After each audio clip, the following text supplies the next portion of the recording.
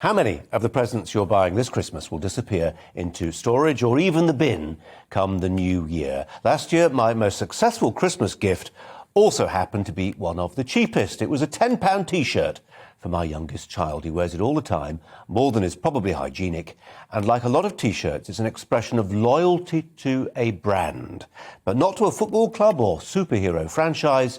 His T-shirt carries the word SpaceX, one of the companies owned by, you guessed who, Elon Musk. My son thinks Musk is pretty cool, which is quite a thing when you think about it. A 12-year-old in Wiltshire lost in admiration for a 50-year-old in California who he'll almost certainly never meet. But boys, in my experience, are a little more hardwired for hero worship than girls.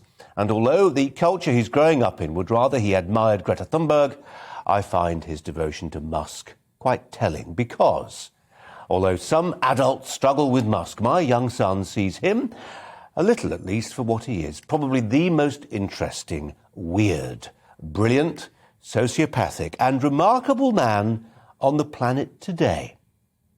When he was my son's age, Musk was already reading 2 books a day and writing computer programs, I think he's a little older than 12 there, by the way, that would eventually lead him to PayPal.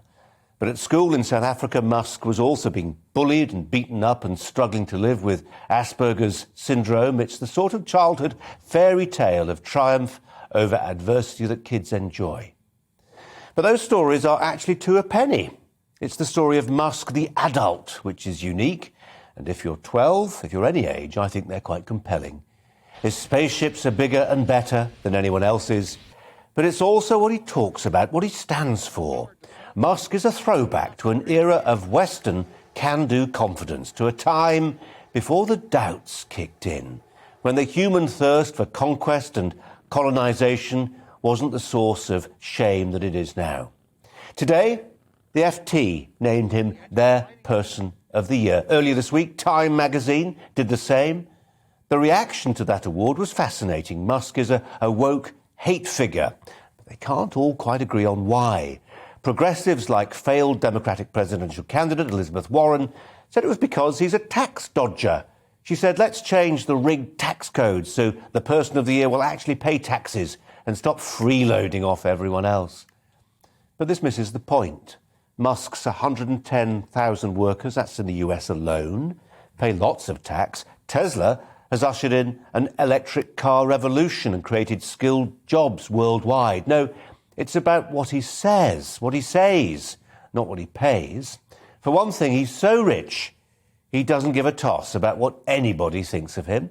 That means his tweets can be borderline defamatory, but it also gives him a license to think the unthinkable. He really does have a plan B, not for COVID in Britain, but for the entire human species.